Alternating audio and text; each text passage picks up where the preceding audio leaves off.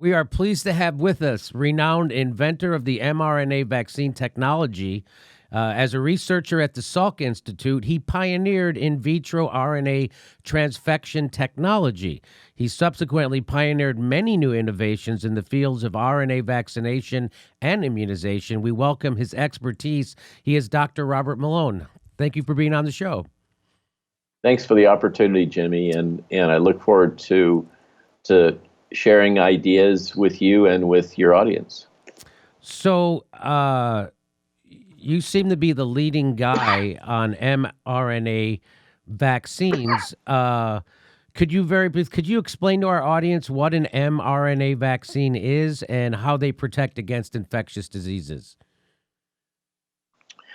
So that's a question that can carry us forward for the next 2 hours, or I can try to oversimplify everything. And so please forgive me, because that's what I'm going to do. Okay. Or we won't be able to talk about anything else. So I don't mean to in any way talk down to anyone, and if there's any molecular virologists in the audience, I apologize in advance.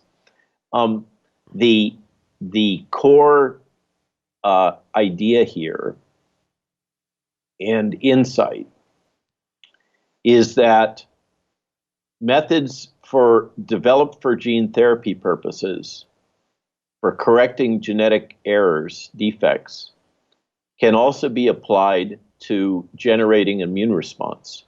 So mRNA vaccines employ a molecule called RNA, which is in most cases derived from DNA.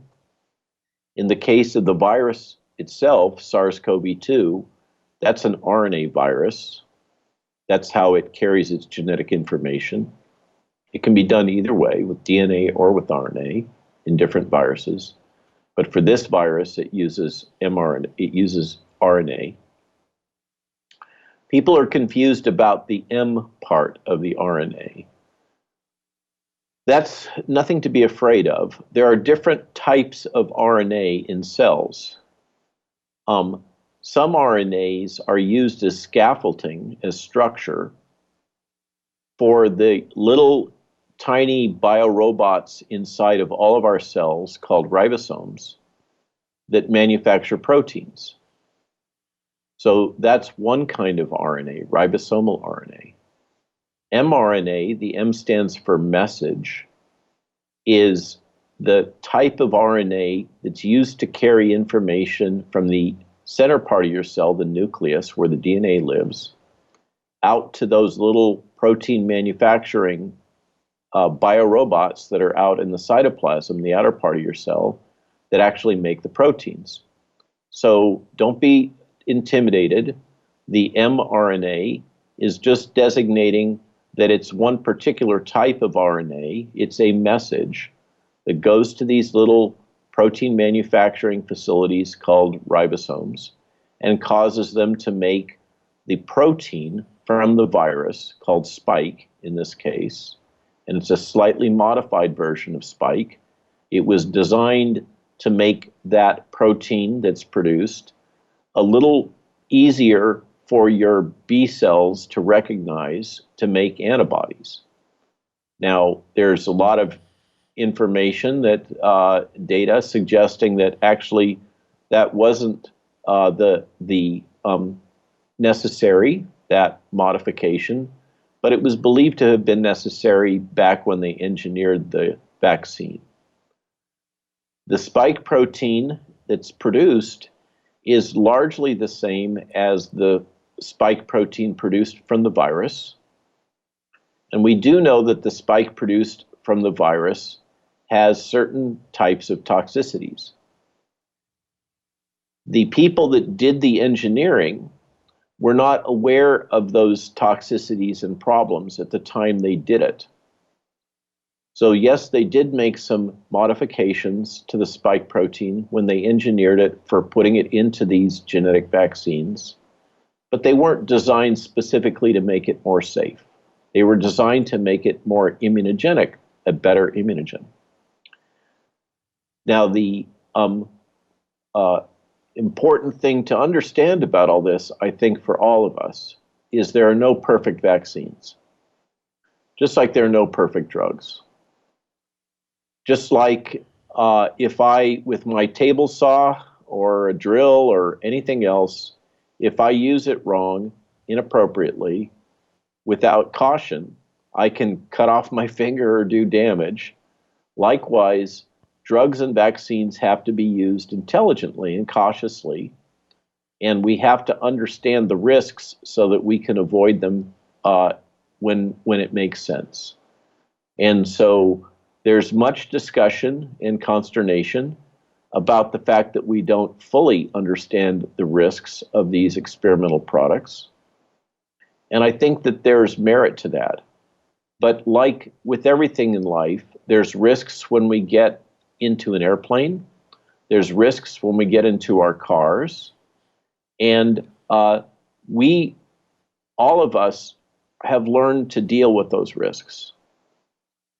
What we think about, what we do, is we say, oh, when I get into my car and I need to go to the shopping center, is it a good idea to travel 65 in a 35-mile-an-hour zone? No, probably not. There's a good chance you're going to get a car wreck.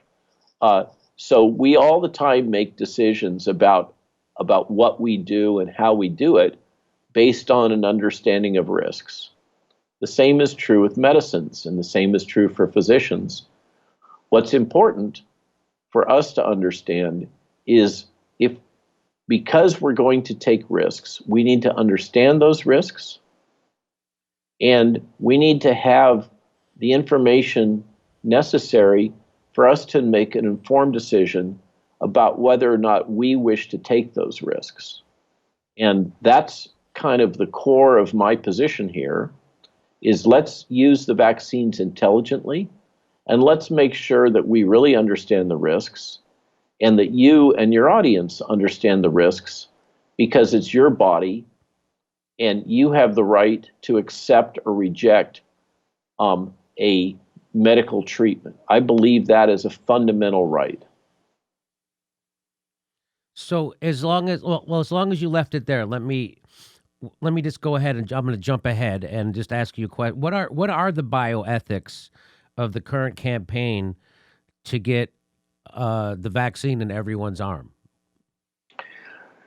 Personally, I find this public position confusing. It's not consistent with my training and my understanding of the proper practice of medicine and the proper practice of regulatory oversight.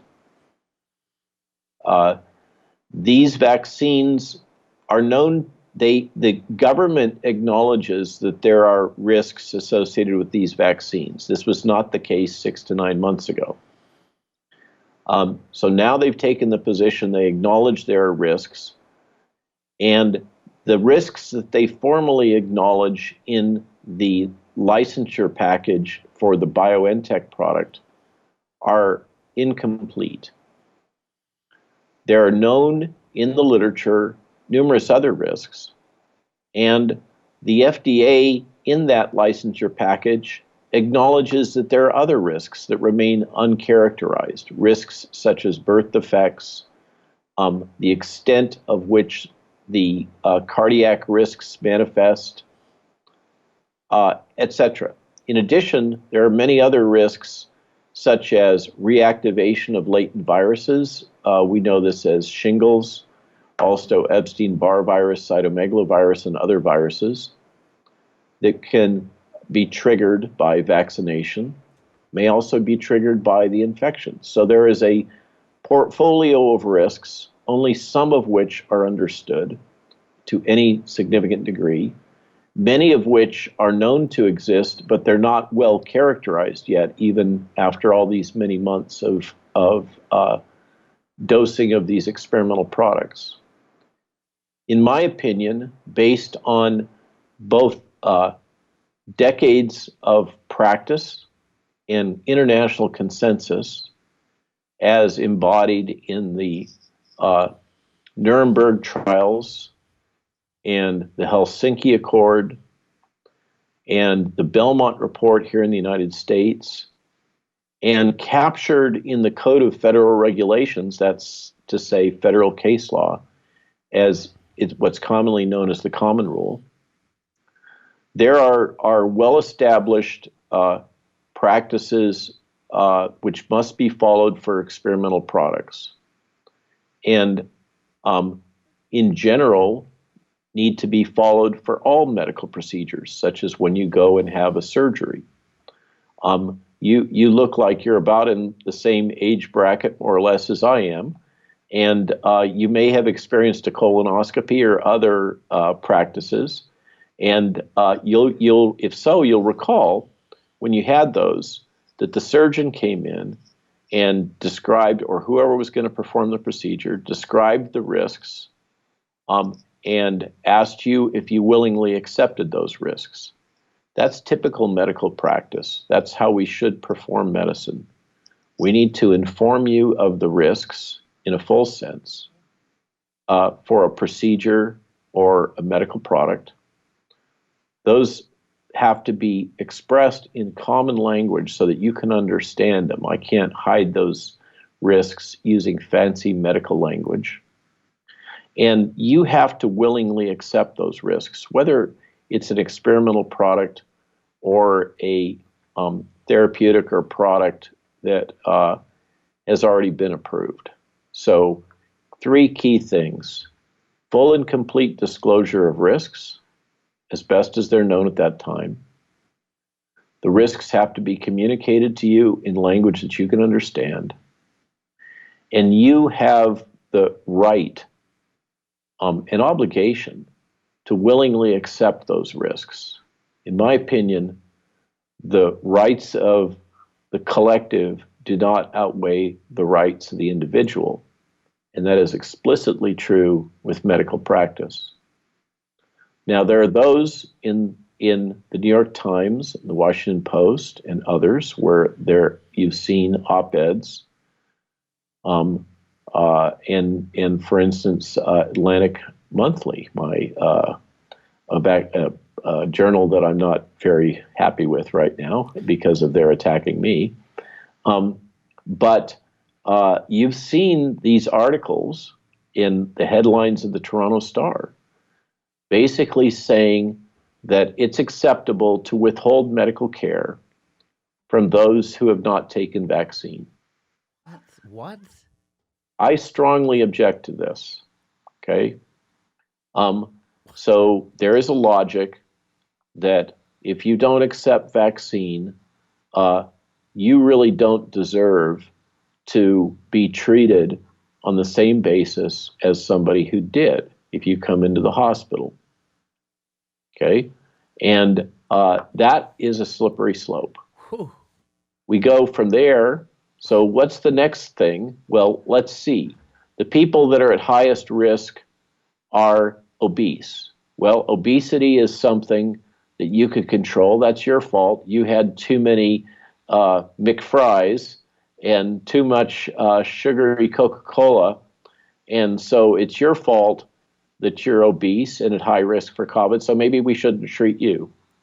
Maybe we shouldn't treat you if you smoked. It goes on and on and on. How deep is that hole? I strongly object to that kind of logic, but it's being promoted both across the United States in high-profile, papers of record, and in Canada, across Canada, like the Toronto Star. So you ask about the ethics. I strongly object to mandatory vaccination for multiple reasons. I believe it's not ethical, and it's also not good medical practice from the standpoint of a virologist and vaccinologist.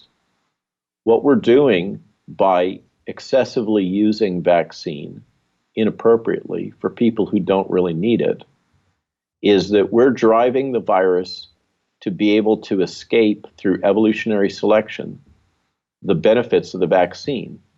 Now, we all understand how this works intuitively because most of us are aware that the agricultural practice in feedlots and other places of medicating, or chicken houses, of medicating poultry and livestock indiscriminately with antibiotics leads to antibiotic-resistant superbugs that then turn around and attack us, okay? It's the same basic logic. Overuse of vaccines will drive the development of viruses that are able to evade vaccination. Now, who cares? Because we know that natural infection provides broader, longer lasting, and up to 20-fold more effective immune response in terms of preventing reinfection than vaccine does. So if the vaccine is no longer effective, why should I care? Because I'll just get natural infection and that'll be better in the end anyhow. The answer is that we do have people in our population that are at high risk. The risk, if you catch this virus and you're elderly and have significant other comorbidities like pre-existing heart conditions, obesity, or other characteristics, your risk is quite high. You know, it can range up to 50% probability of death depending on your pre-existing conditions. And the people that will suffer from this naive, inappropriate policy of global universal forced vaccination, when the potent virus escape mutants develop, is going to be those people that are at high risk, the people that most need vaccine. So what we're risk doing is destroying the one really effective weapon that we have. It's already happening. The effectiveness of the vaccine is dropping quite rapidly because of the evolution of the virus to escape it. This is one of the lessons coming out of Israel and the UK, is that high levels of vaccination are associated with escape mutants. Those escape mutants are able to infect even the vaccinated. The vaccinated do shed virus and replicate virus at levels at least that of those that are unvaccinated and maybe higher. They still do get disease, although maybe less disease. And in some ways that might be worse, because that means the vaccinated that do have breakthrough infections are walking around feeling relatively healthy and yet producing and shedding just as much virus as the people that have received vaccine. And so we have a word for that. We call it super spreaders. So this is just, the whole policy is poorly thought out, and so poorly thought out that you're left with wondering, are these people just not very aware and experienced? Is this incompetence? Or is this the consequence of the pressure of the pharmaceutical industry on the people making decisions? And I'm not those people. I can't get in their heads. I don't know what's going on. But there are a lot of signs that we're seeing what the term is regulatory capture. That really doesn't even cover what we're talking about. Let's say undue influence of the pharmaceutical industry on the entire public health enterprise decision-making process, because you either are left saying these people are grossly incompetent or their decisions are being inappropriately influenced. It's hard for me to come up with other explanations. So let me ask you, I heard you say, so you're kind of explaining something I heard you say before, that we can't vaccinate our way out of this pandemic, and we shouldn't be trying to do that. And you kind of, I think what you just did was kind of explain why. Can you just expand on that a little more? So for me, you can appreciate I'm a little sensitive to people taking credit for my ideas. And so it's really important to me to give credit to other people. It's, like I say, I've been sensitized to this. So in my case, there are many other physicians and scientists, and most notably Gert van den Bosch, who I used to work with at Solvay, have pointed out that and really championed the logic and taken the hits in the press and Wikipedia and everywhere else for having done so, making the point that in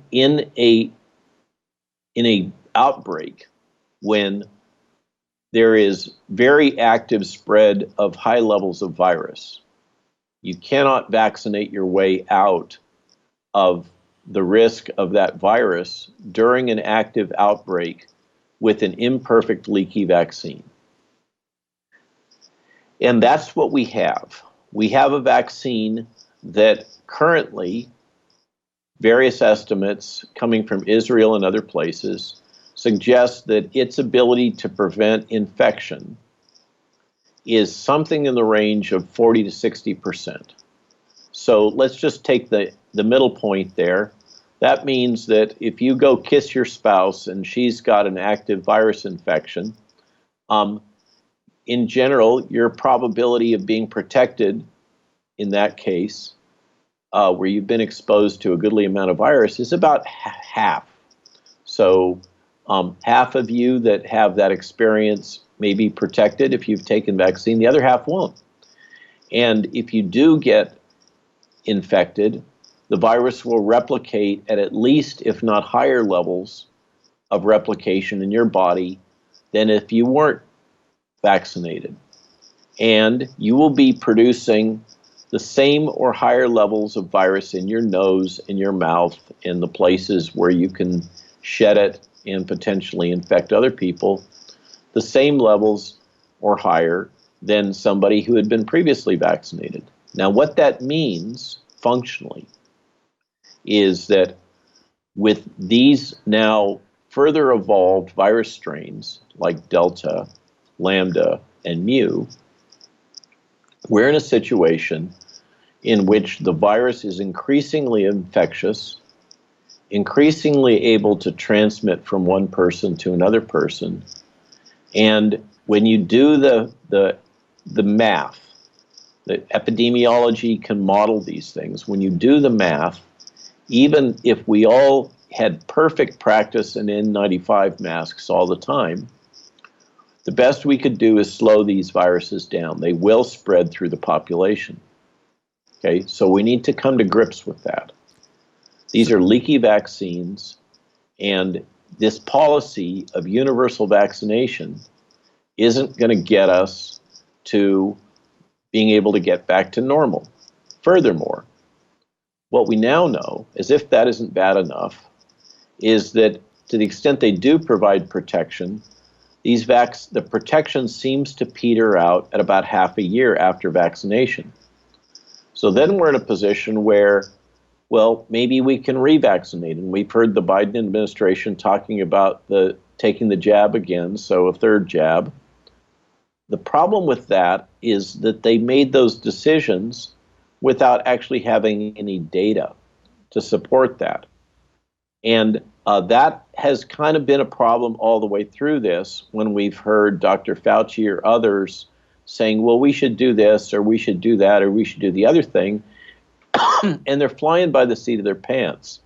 They're substituting opinion for data.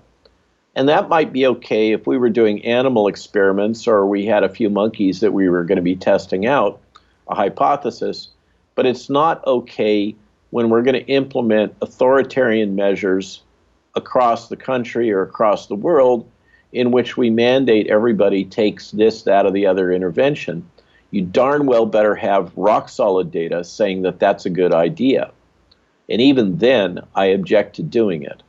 I believe in the sanctity of the individual is more important than the sanctity of the collective. That's my personal opinion, and I think I'm backed by an ancient document, it's a little over 200 years old, called the Constitution of the United States.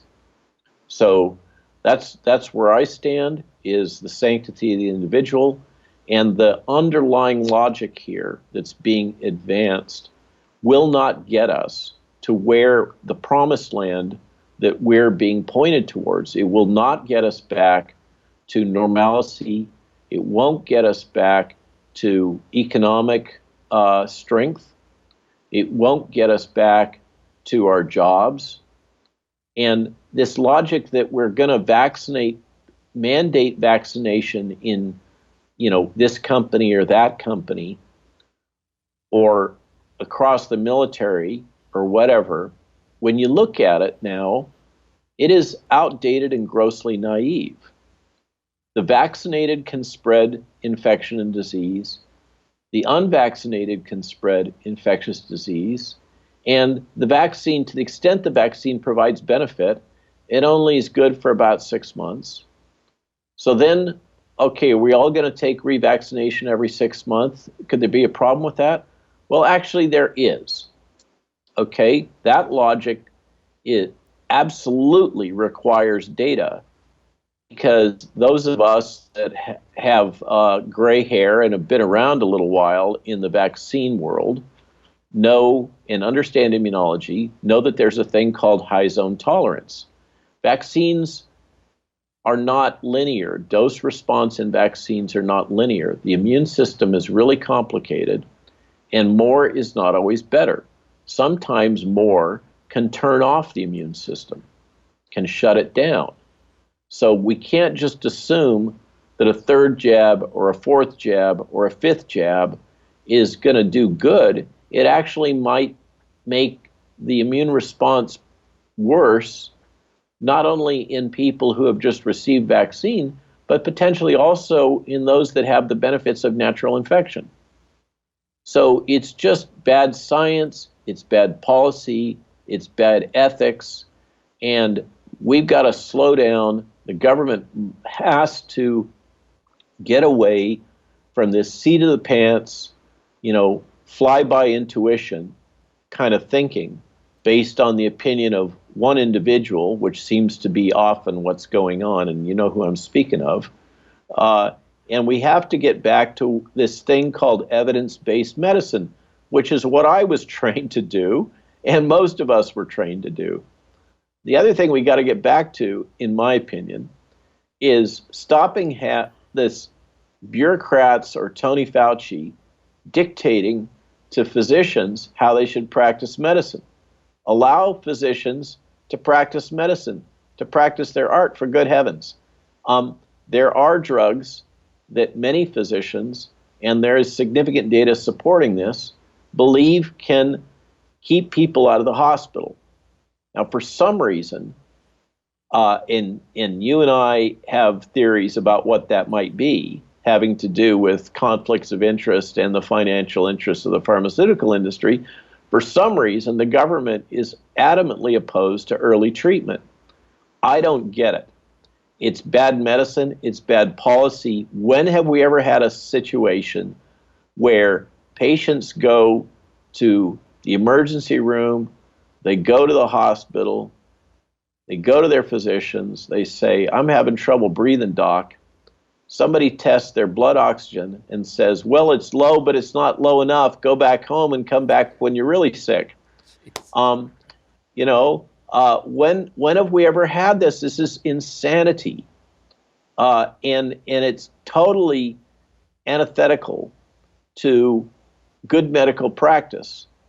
And now we're having a position where, appointed bureaucrats in state medical boards and the American Medical Association in Chicago, which is largely a bunch of lobbyists, sit around and say, oh no, thou shalt not do this or thou shalt not do that, based on what appears to be lobbying and influence of the pharmaceutical industry. It is killing Americans. It is killing people worldwide. And how do we know that? Okay, we're always told we have the best medical system in the world, right? Well, we certainly have the most expensive. That is for sure. And if you run the graph and look at outcomes from COVID and compare them by nation in terms of death and mortality incidence per case, what you see in those curves is that just about everybody is beating the pants off of us, including the poor countries that are using things like ivermectin and hydroxychloroquine. So something's not right here. We're spending tons of money. The government is telling physicians how to practice medicine, and people are dying here at a higher rate than they are in a lot of other places.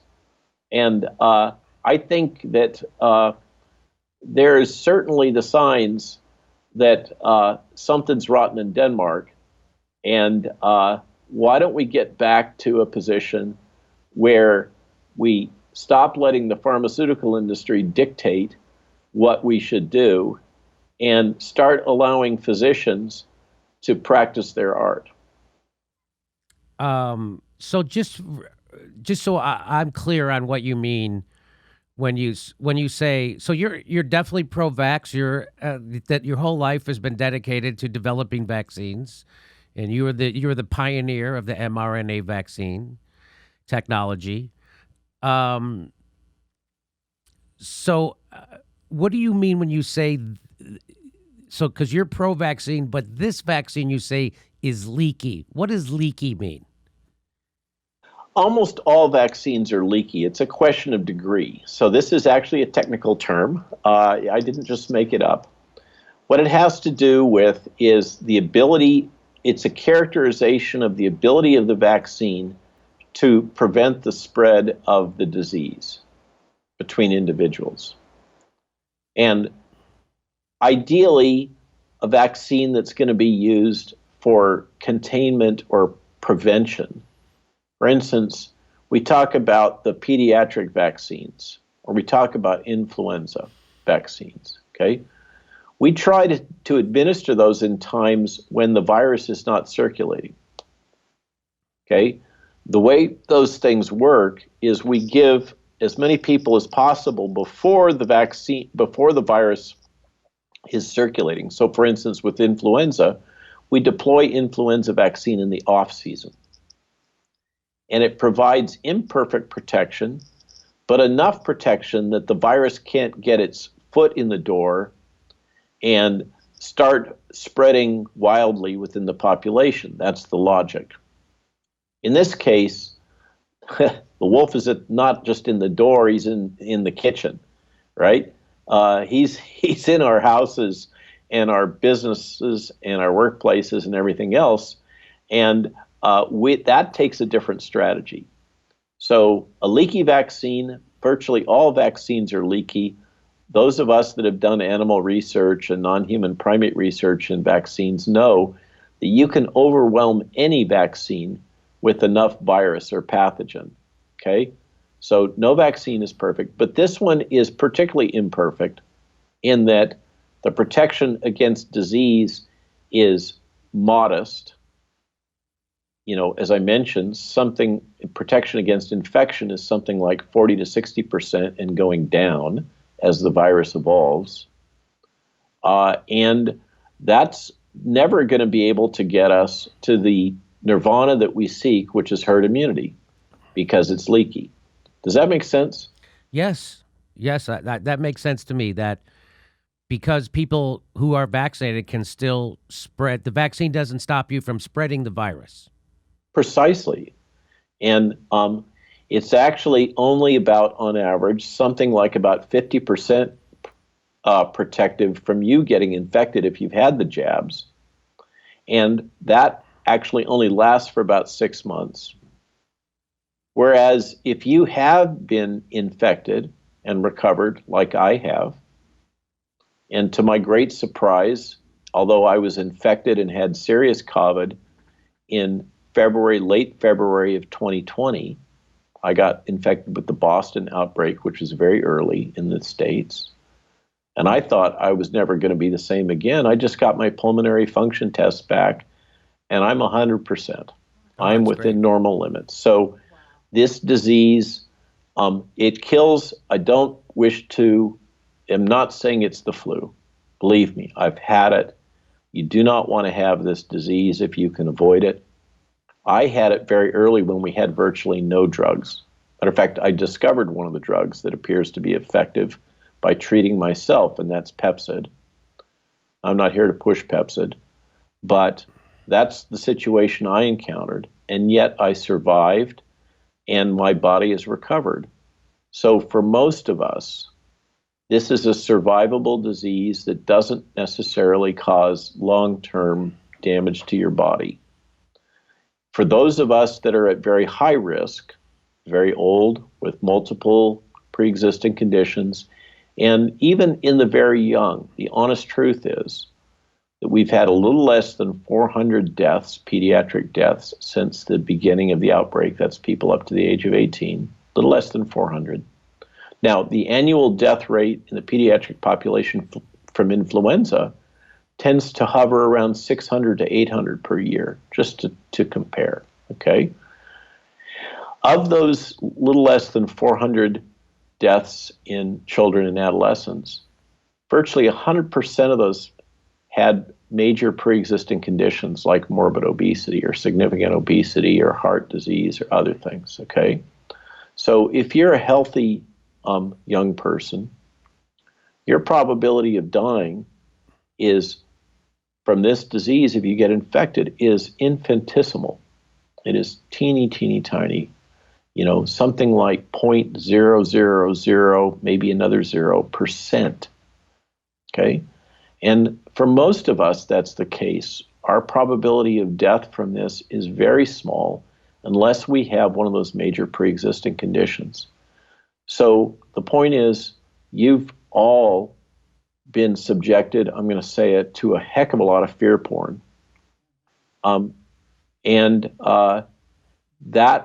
That maybe serves the interests of the pharmaceutical industry.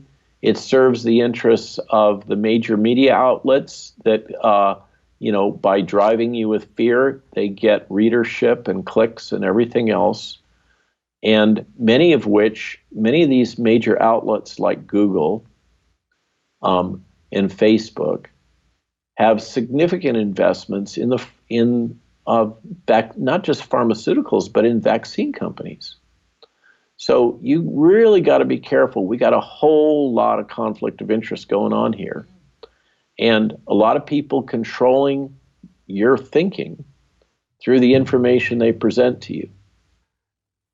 And you've seen it in action recently. If you were a skeptic, all of the, just bizarre inundation of press and information about ivermectin as a horse drug. I breed horses. Okay, I use ivermectin to clear out the bots and the worms. In Africa, Merck has been donating millions and millions of doses for decades to Africans for river blindness and other conditions. And ivermectin is extremely safe when dosed at the right levels.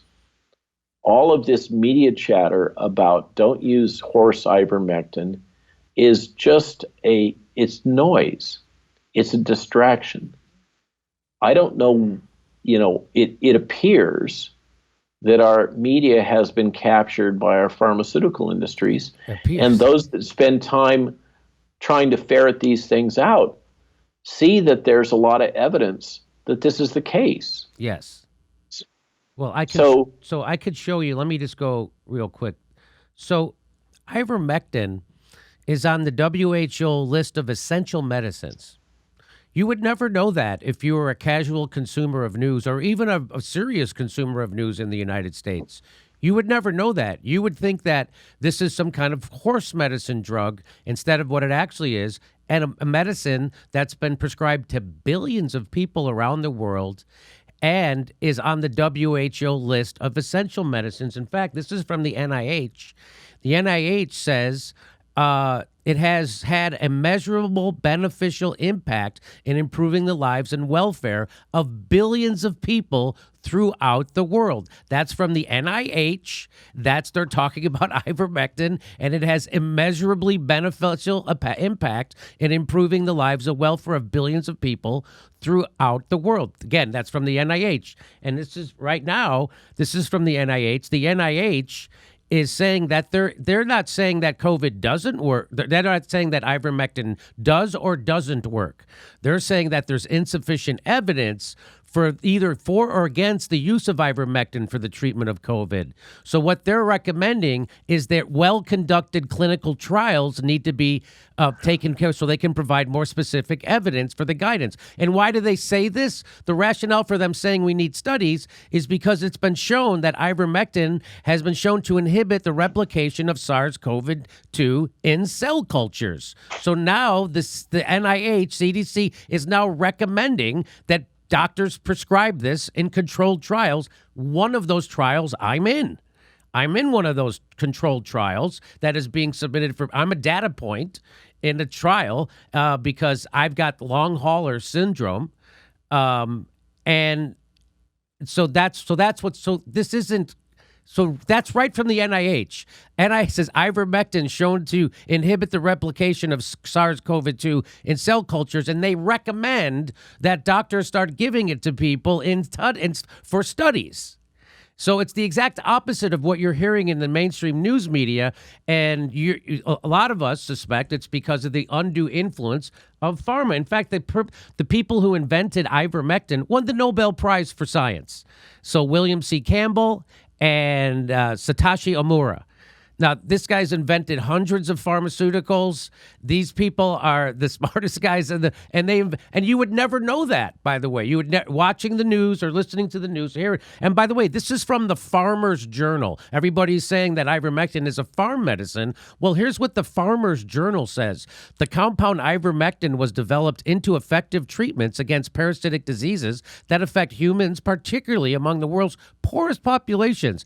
It radically lowered the incidence of river blindness and lymphatic filariasis. I don't even know how to say that word, as well as thank you, as well as showing efficacy against an expanding number of other parasitic diseases. So even the Farmer's Journal knows that ivermectin is unbelievably useful in treating many parasitic diseases. And here's Matt Taibbi said earlier in June, ivermectin, can a drug be right-wing? A potential COVID-19 treatment has become hostage to a larger global fight between populists and anti-populists. So the people, not only is the regulatory capture happening because of Big Pharma, but the journalistic capture is happening. And here, for instance, here's a typical news hack from The Intercept. His name is Ken Klippenstein, and we've outed him before on the show. And his stance is that vaccines should not be voluntary. He thinks that everybody should. That's his position. And so I tweeted out this from the NIH. I tweeted this out from the NIH.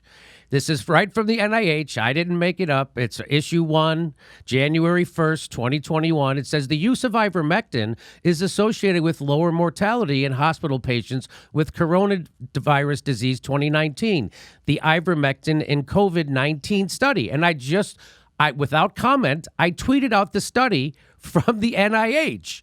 That's what I did. Here's what Ken Klippenstein from The Intercept said. Jimmy Dore is a horse dewormer med guy now. It's right there. It's from the NIH.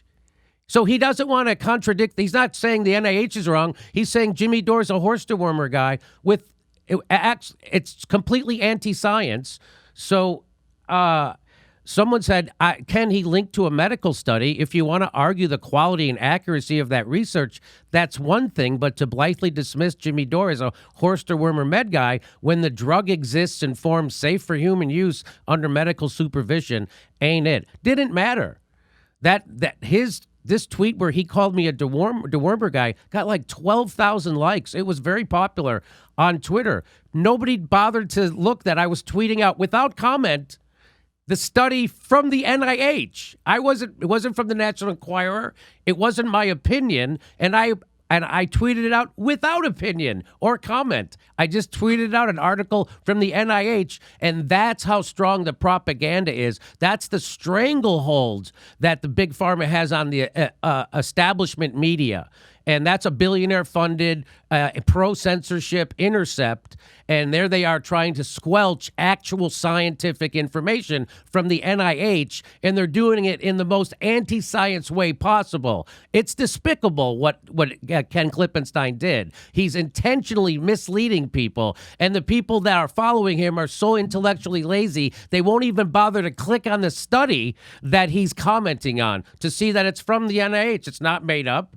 And it's science. So people don't mind being anti-science to pretend to dunk on someone who for being anti-science. It's the most bizarre thing I've ever seen. I'll show you a little bit more. And I tweeted out, I said, I don't know what's going on here, but I tweeted out an article of 18 studies from the NIH, not my opinion, about ivermectin. People being anti-science to dunk on me is a very weird trend. So there it is. I even circulated. It's from the NIH. But it doesn't matter. It doesn't matter because what that guy's doing is spreading propaganda. And if you're spreading propaganda at the behest of the establishment, if you're lying at the behest of the establishment, which is what he's doing, there's never a price to pay. There's never a price to pay, right? So there might be a price to pay for us for actually telling the truth today. And here's what Zaid Jilani said. He says, why is basically the entire media lying about what ivermectin is and calling it a horse drug? Now, thank God a lot of people like that tweet, so it gives me faith in humanity again. That's some people on Twitter are complete herd mentality idiots. He said, owning people they dislike seems more important than the truth. And it got so bad. Here it is getting so bad that the Rolling Stone, this is a big story over the weekend, they printed a completely bogus false article about ivermectin and people in red states using it. It says gunshot victims left waiting as horse dewormer overdoses overwhelm Oklahoma hospitals, doctors say. That's from September 3rd. Now, that's completely made up. There's not one piece of that that's true.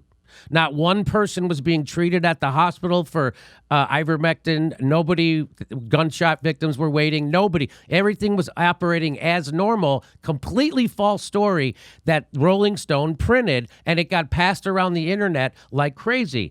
This is the message from the hospital. The hospital says, so they based this on an interview this guy, Dr. Jason McLeod, did. They said he's not an employee of the NHS Sequoia, which is the hospital.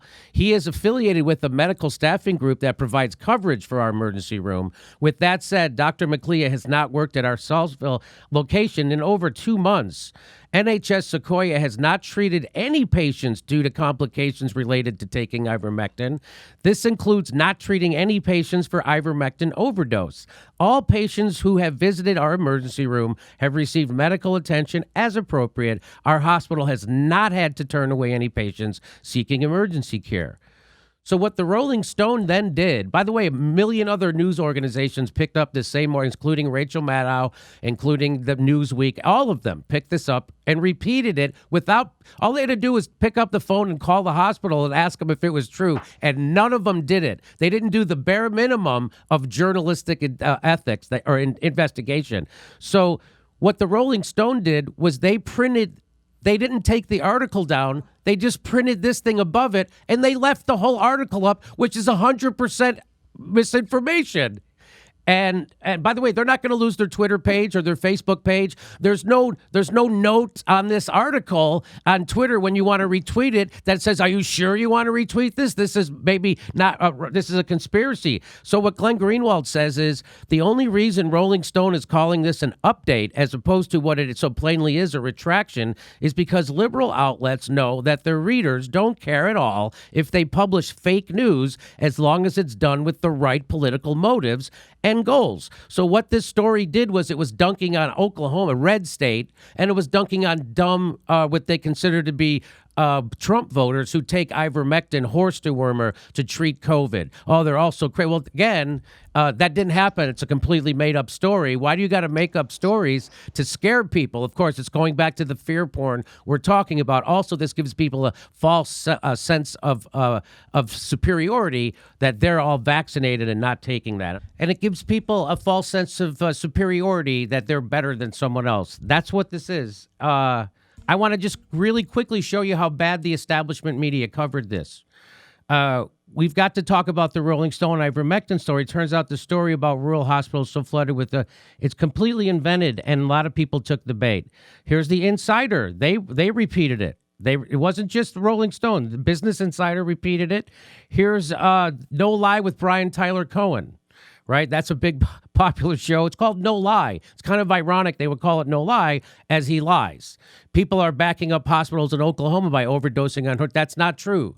Again, this is a weird liberal dunk on a red state, and that's not really true. It's not true at all. Here, look who else did it. Executive producer of MSNBC. That's Laura Peikoff. Who else did it? The British tabloids. The Daily Mail did it. Also, look, The Hill, Newsweek. They look at it. There's Newsweek.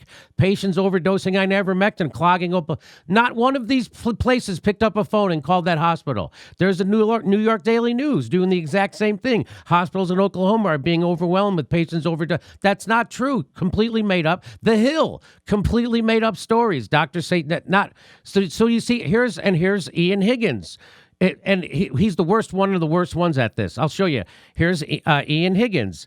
I don't really have a problem with people taking ivermectin if they want to, and he puts it in quotes, and it's links to the horse ivermectin instead of the human ivermectin. Again, pushing a lie as a journalist, which is the worst thing you could possibly do. And of course, he's informed. He knows what he's doing. He's lying. Everyone knows that ivermectin is on the WHO list of essential medicines, that it's been prescribed to billions of people, that they've used it in not only Mexico, but India. Now the head of the Doctors Association in Japan is recommending it for everybody who has COVID. And guys like Ian Higgins are confirmed liars and propagandists, and that's exactly what they're doing. Here is Rachel Maddow did the worst. So she tweeted it out. Patients over. She did the same thing. Now she's got millions of followers, and people think she's telling you the truth, and she's not. By the way, those tweets are never. None of them were flagged by Twitter. None of them were censored. None of them, when you went to retweet it, said it was. Oh, Joyanne Reed here. Joyanne Reed from MSNBC doing the exact same thing. Wherever there's fake news, there's Joyanne Reed. It should go without saying, but inventing a narrative out of thin air simply because it confirms your priors is not going to help rebuild trust in the media. It would have taken a single phone call to shoot down this story. Why didn't that happen? At the same time, people who purport to be concerned about misinformation and how it spreads on platforms like Twitter will surely be silent on this. Where's the gnashing of teeth from the disinformation reporters? Where are the Twitter content warnings? Where's the outrage? You won't hear any because this is the acceptable type of political lie. And none of these people or outlets will learn anything. They'll keep doing this because they care more about scoring cheap dunks on their opponents than getting to the truth. Again, there's COVID-19 from the NIH recommending ivermectin has been shown to inhibit the replication of SARS-CoV-2. So now we should do studies on it. And again, this show is not recommending ivermectin or any treatment. This is for educational purposes only, and we're showing you the misinformation around pharmaceuticals by the mainstream press, which is overwhelming propaganda. And there it is. It's on the list. But I just want to show you this. This guy very hilariously tweets out, "I can't believe people are taking horse medicine when they have a headache because this is aspirin for veterinary use. Oh my God, you're using an aspirin for. Oh my God, there's penicillin for fish. Oh my God, I guess it's a fish medicine. So you get the point. And I want to bring back in Dr. Malone. So what do you make of all this propaganda, and why is it so hard to get the truth out about pharmaceuticals that are in the WHO list of essential medicines? It's hard to come up with any explanation. I mean, you've given one, which is the politics of the situation. Another is that the media, what we're referring to as mainstream, or I would call it legacy media, is owned by a total of 6 companies, which have structural cross-links and integration with the pharmaceutical industry. This concerted effort on the part of major media to delegitimize anyone using this agent, which is not perfect.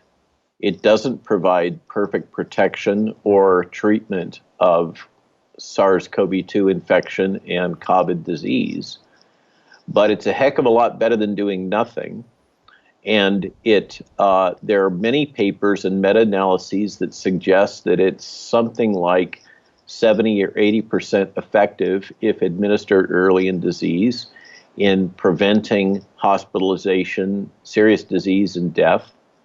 And when administered at these doses that have been proven over decades, with, as you say, billions of doses administered, it is perfectly safe. So this is hard to reconcile. How do you have a situation in which a safe, off-patent, inexpensive drug, it costs like $1 a dose in Mexico, how do you reconcile that this drug that's being used in emerging economies all across the world to good effect is being trashed in US and Western media? The appearance is because these folks are bought and paid for, and they are acting in a concerted way to advance the financial interests of the pharmaceutical industry. It's hard for me to come up with any other explanation that makes any sense at all. Hopefully I have it. But by the way, do you see this? COVID-19 is not so spread in Africa. How does ivermectin affect it? Now, there's a theory that they provide that to people. They said COVID was going to be raging in Africa, and of course it never did. And now a lot of people are attributing that to ivermectin. That hasn't been proven clinically. Yeah, you gotta be a little cautious. Like I was saying about the Israeli data, all these things are really complicated. The technical term is they're confounding variables. So the incidence of SARS-CoV-2 in Africa roughly tracks the prevalence of obesity in Africa. And the Central African nations, which is much of the continent, are poor enough that they just don't have a whole lot of fat people. There's also widespread administration of hydroxychloroquine for other diseases prevalent in Africa in this region. So we've got multiple effects going on here, not the least of which is that much of Africa is pretty skinny and pretty fit because they live more of a rural lifestyle. They don't have McDonald's on every corner and Pepsi's and stuff in their mouth with French fries and ice cream all the time. And so they have much lower risk. It underscores the point that, in my opinion, this disease is a disease of the elderly and the obese for the most part. And that's what's going on here.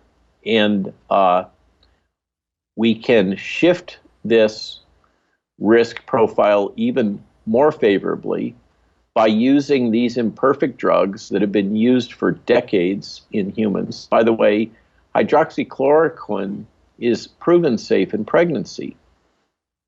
That's not the case with these vaccines, just to say. Okay? So it's hard for me to make sense out of a lot of the public messaging coming out of our government without invoking what we call regulatory capture, and it's a lot worse than just regulatory capture. The pharmaceutical industries have basically bought and paid for our entire Congress. So the industry has so much money, and this is making them even more profitable. Just think this through, okay? We have paid for the development of these vaccines, and we have paid to purchase these vaccines through the government, and now we're going to have them marketed on us so that all these companies can make even more billions in profit. In my opinion, if we think back, I mean, there are a few of us left here that belong to the greatest generation and remember this gentleman, Harry Truman. What did Harry Truman come to power Why did he rise politically? One of his key issues was war profiteering. And in my opinion, what we're seeing is florid war profiteering and the consequences of it. There's so much money sloshing around in the system in big pharma that they're able to corrupt almost everything that they touch, and they do. And we've got to deal with it. We've let this thing fester. We've let it go on. We've let the conflict of interest build and build and build until the pharmaceutical industry is basically, to a significant extent, compromised our entire government, and also compromised big tech, and also compromised media. And I don't know how we take back our country. I don't know how we prevent them from actively inserting ideas and falsehoods into people's minds. But that's what they're doing. So I just wanted to show you this from the FDA even tweeted out, "You are not a horse, you are not a cow. Seriously, y'all, stop it. Using drug ivermectin to treat..." This is what set it off, and I want to highlight the y'all, okay? Yes. I live in Virginia. I was born in California. I know what y'all is referencing, okay? This is called gaslighting. This is basically attacking people that were previously characterized as deplorables during a prior election, and it is really being used in a pejorative fashion. I mean, y'all isn't something that's used by folks up in Wisconsin or New England. Y'all is a slang for attacking people that are characterized as stupid and incompetent and living in red states. And it's just absolutely inappropriate communication to be coming from our federal government, no matter what else you think, no matter what side of the fence you sit on. This is, absolutely inappropriate public communication. It's not professional. It is immature. It reads like something written by a 22-year-old. And this is what set off this whole brush fire, is this really highly inappropriate public comment coming from a federally funded agency. I don't know what else to say about this. So it's obscene. When I saw that shocked me too. So I did a little investigation, and it turns out, who funds the FDA? Did you know that it's funded by the pharma companies it regulates? The Food and Drug Administration. Go ahead. Yes, I do. It's about 70% of the agency. It didn't used to be this way. The pharmaceutical industry plays a long game. Okay, 45%. I've heard higher numbers. Okay. So the pharmaceutical industry plays a long game, and they've gradually got their interests more and more and more embedded. And the justification for this change in policy was that, well, it's so expensive and we can't afford to really fund the FDA the way we should be funding it, and so we're going to do it by fees. And maybe your listeners understand the metaphor of the camel's nose. The way it goes is, once the camel's got his nose under the tent, pretty soon the whole camel is in the tent. And that is the case with the pharmaceutical industry. They have proven time and time again, if you give them an inch, they will take a mile. And they are constantly pushing, backed by enormous profits, which come directly out of your pocket. And I don't know what to say. They are now dictating how physicians shall practice medicine. This is, what other word for it? This is corruption. I mean, let's call it like it is. And so I also did a little digging. Pfizer expects to make $33.5 billion in vaccine revenue in 2021. That seems like a lot of money. Moderna says it doesn't intend to profit from its COVID vaccine, yet estimates its 2021 revenue will be up 22 times higher than their revenue in 2020. In fact, Moderna stock is up 230% from last year. Not 50%, not 100%, 230% from last year. So I think this gives validity to what you're saying. And of course, even further, Bill Gates is on record bragging that he's had a 20-fold, that's 20 times, that's not 200-fold. I mean, that's not 200%, that's 2,000% of a return on investment from Bill Gates' investment in vaccine companies, okay? He's not giving money to vaccine companies, he's making money on vaccine companies. This is the case. You know, we always think if you dial into PBS, you see the Robert Wood Johnson Foundation is bankrolling PBS. Well, it turns out that name, Robert Wood Johnson, comes from the fact that Robert Wood Johnson is one of the largest shareholders of the company called Johnson & Johnson.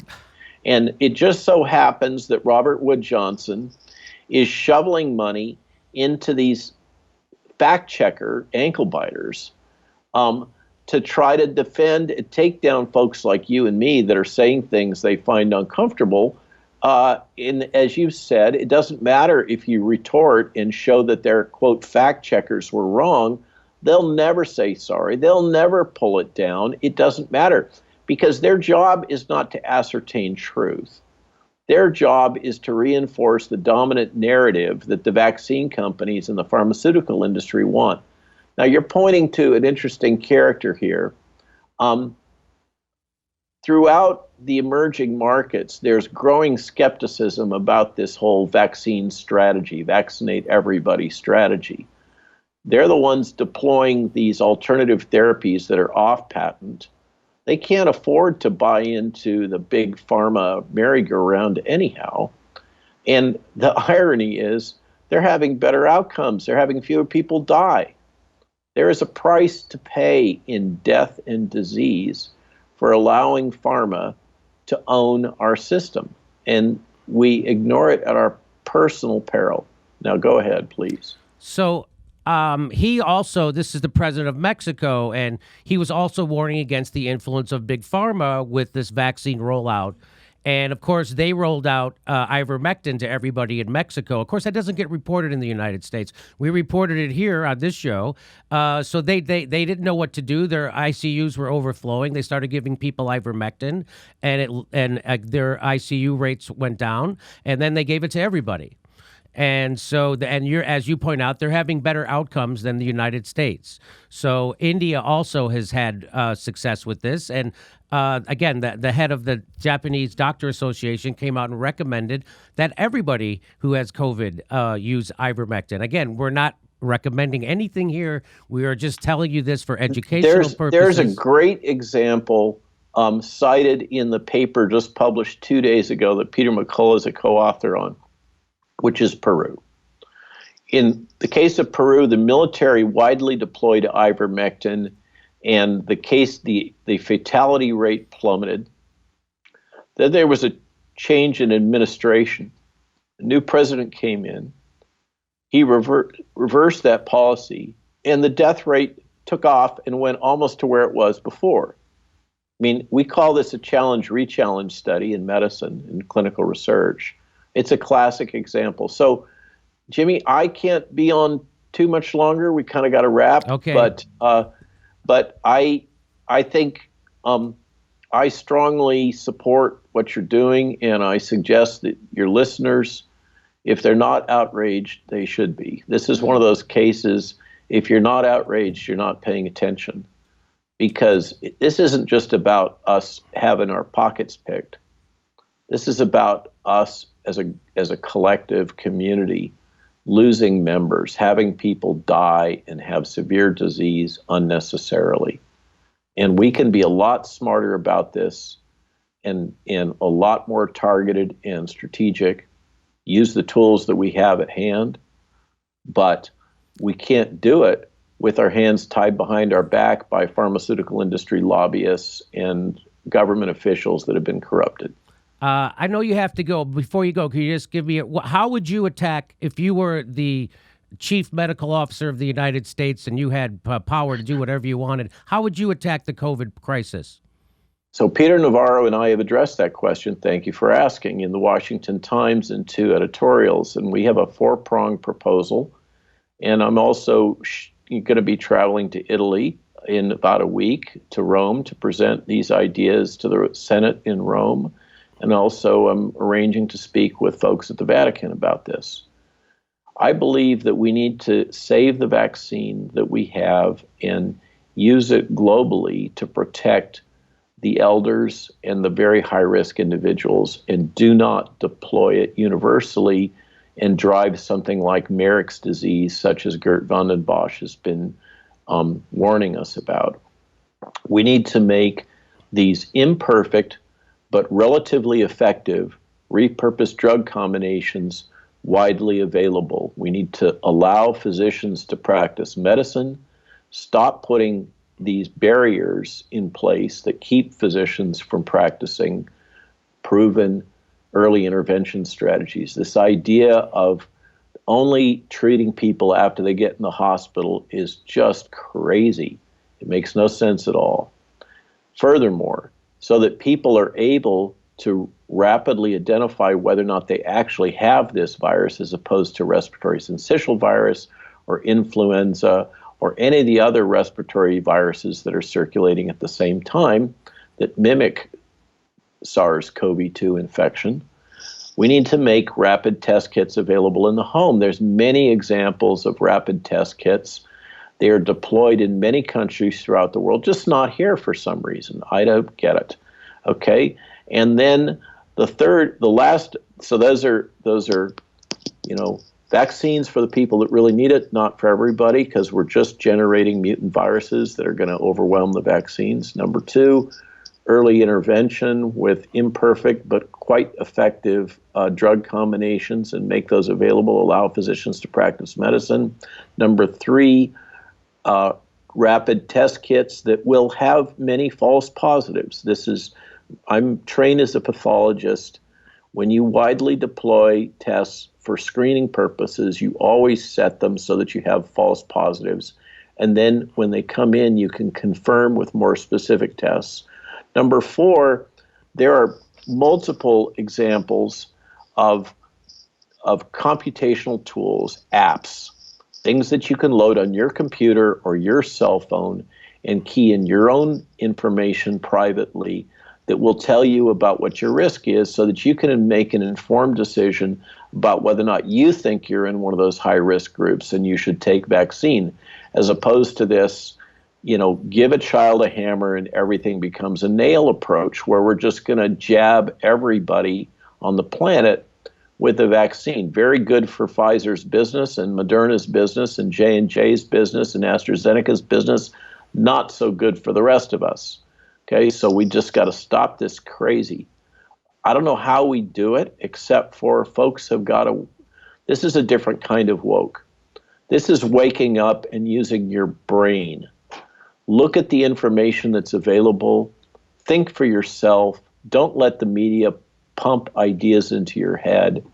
Look at the actual information and apply your common sense. This doesn't take, you don't have to be somebody with a stupid long time of postgraduate education and MD and all that stuff. This is simple stuff to figure out.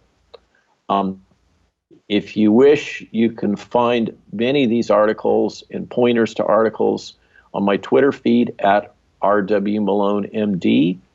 But I think that the only solution here is people have got to wake up, look at the information themselves, and then make their own informed decisions. And if the politicians are going to try to jam us all with these authoritarian practices, you know what the remedy for that is. It's at the ballot box, and it's letting those people know that there is going to be a change in the Senate and the House pretty darn soon, and they better wake up or it's going to be a wave.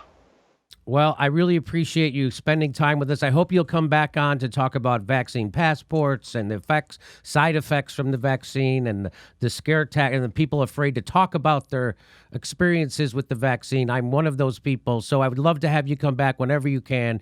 Thanks for making yourself available, Dr. Malone. He's one of the renowned inventor of the mRNA vaccine technology, Dr. Robert Malone. Thank you so much for being with us. And thanks for the chance, Jimmy, and good luck in all things, and particularly in your clinical study. I appreciate it. The Jimmy Dore Show is coming to a city near you August 28th. We're in Las Vegas at the Plaza, and we just added another show in Portland. We're there in Portland on September 10th and 11th. October 3rd, we're at Harlow's in Sacramento. More dates being added. Go to jimmydoorecomedy.com for a link for all tickets. See you at a live show.